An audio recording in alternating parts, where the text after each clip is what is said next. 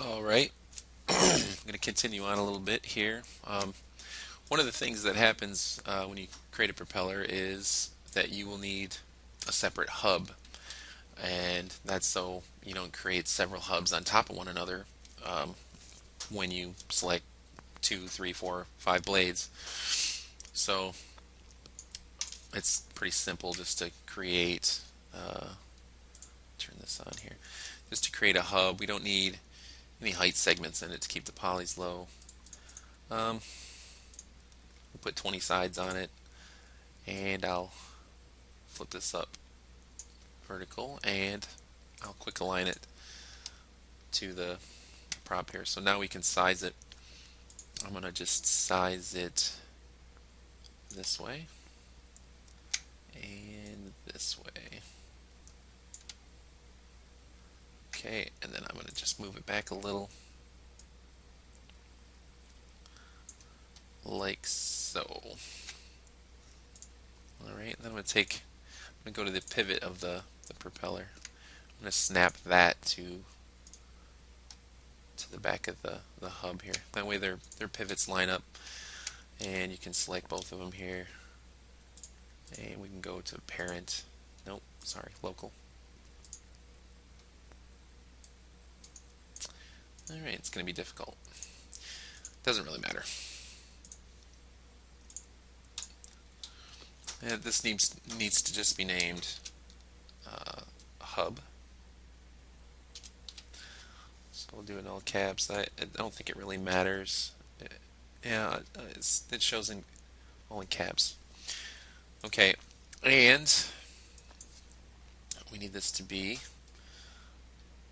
tilde cs underscore blade.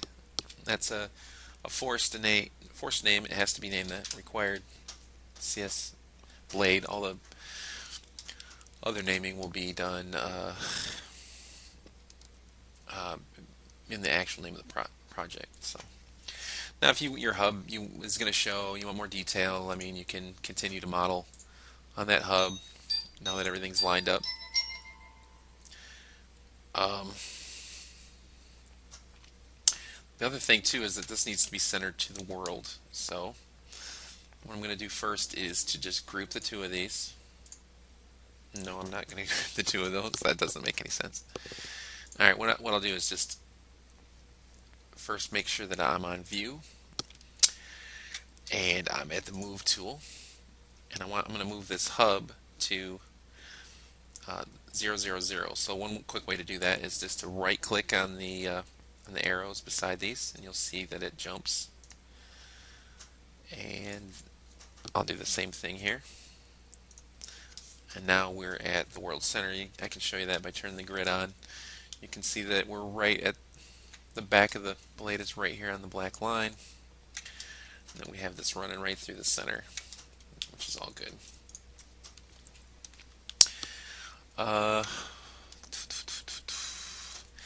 One weird thing, this is one of the few workarounds I've ever found, um,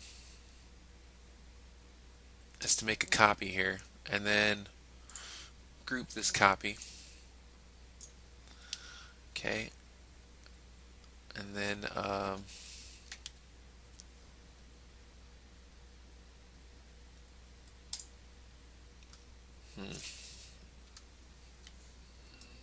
no, the method's not going to work. So, all right, this will work. This will be fine. So now the next thing we need to do, we got these two things named here. Next thing we're going to want to do is create a collision mesh. So I usually just create collision meshes out of boxes. First step is just to make sure that the box encompasses the whole of the blade, like so. Drag up some height until you don't see it anymore. Alt X. And the box should get some width segments so that we can conform it a little bit. This doesn't have to be very exact, to tell you the truth. I mean, it just needs to conform to the general shape. It doesn't show um, in any way. So I know that I'm kind of bumbling around here. I am aware of that. I'm just going to use the move tool and go up to one side.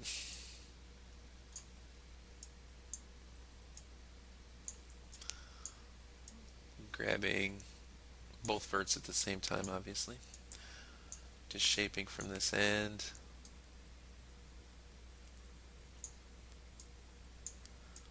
Alright.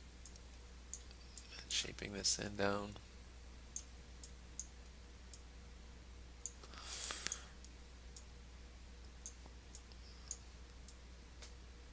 Okay, now I'm going to go in this view here, and I'm going to center it. Actually, no, I'm going to have the back of it come up here. Back to verts, and pull this guy up, pull this guy down.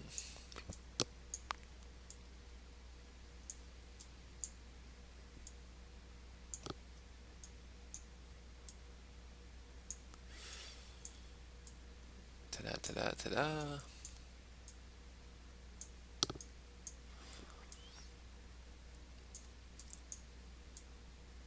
That literally should be enough, to tell you the truth, but you can shape it even better to the twist if you'd like.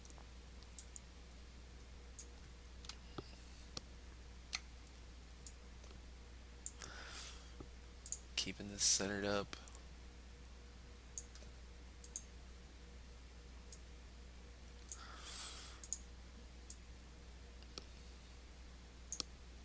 Really not necessary whatsoever, but you will never be able to tell the difference in real flight. But this will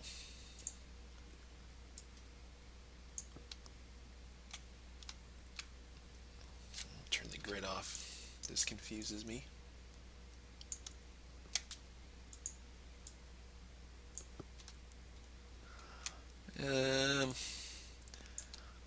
In tutorials they say that it should completely encompass the object, but I've found that it doesn't really matter.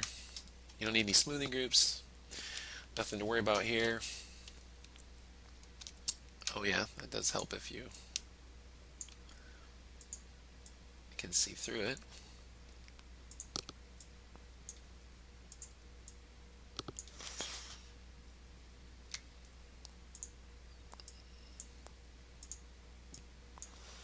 For those of you that don't know what a collision mesh is, I don't even know why you're modeling right now, but collision mesh is what's actually going to detect a strike with other objects and make the blade stop spinning. You don't use the actual blade itself because it's more complex geometry. Okay, so this needs to just be named tilde cs underscore coll. Okay.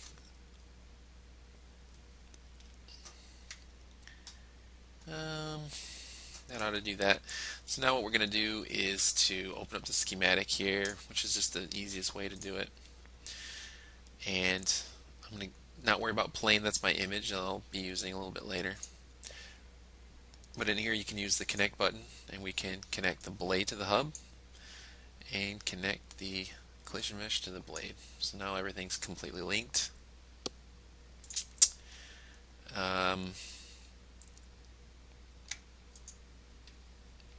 Somehow this stuff has moved. So I'm going to hide this. I'm going to bring it down on the Y. There we go. It's linked. Alright, so now next thing to do would be to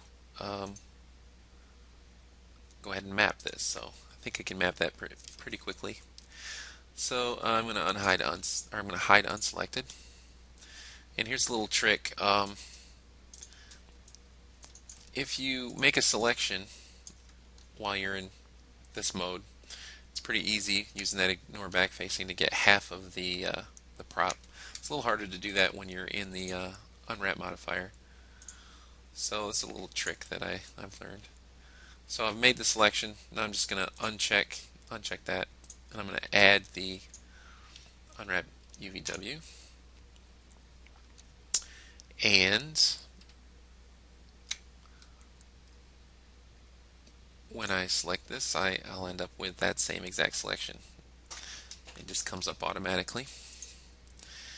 And one other thing is to come down here and uncheck normalize map. What normalize map does is when I hit the next step and I use my quick planer, it'll want to fit the entire blade within this square. Um, but what that'll do is end up making it squish one way or the other, and you'll end up with non-uniform checker pattern on this. You can see right now, if you check the checker pattern, it's all weird and chopped up, and we have a seam right here. And as soon as I hit my quick planer icon here, it's gonna make a really large version here. I want this to be horizontal. Alright, so now hitting Control I on the keyboard is going to give me the opposite selection. One more click and I have the other side of the blade. That's the whole blade.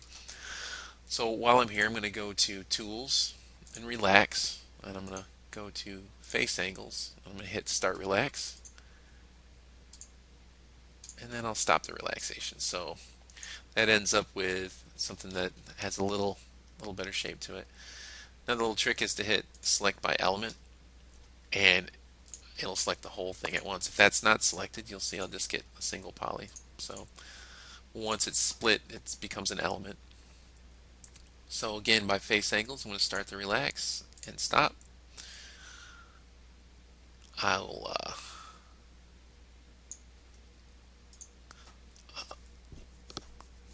let's see here. I'll be able to close this here. I can mirror this one way or the other. Right now these are the same size, so we're going to select both of them, and we'll just holding Control. We'll continue. We'll keep the proportions. I'll shrink this down to a size that fits within the square. And that square is of an undetermined size. You can determine what size your map is going to be in the next step. So usually I like to make this fit across the whole thing. And one of the things they do is to take a single pixel length here of your texture that you'll apply, and then that will be applied to your blur disk later. So, and what that says is it's about 15% of the way down. So, if you kind of judge here, what's 15% of the way from down from the top? I don't know, say 10 is here, 15 is going to be somewhere in here. That's pretty close. Okay, so from here, we're going to render a UV template. And what I usually do is 1024 is probably big enough, I would say. You could probably go with 1024 for this.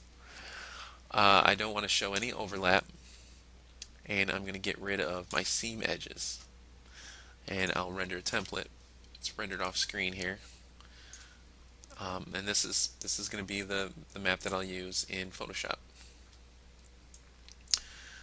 So I'm going to output this as a JPEG, and I'll call this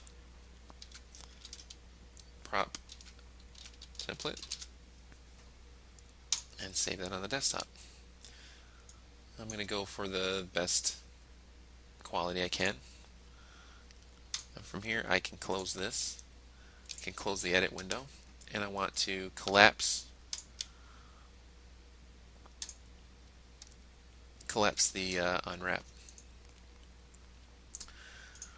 Now I could do the hub. The hubs is really basically the same process. I'm not going to go through doing the texturing of the hub and everything.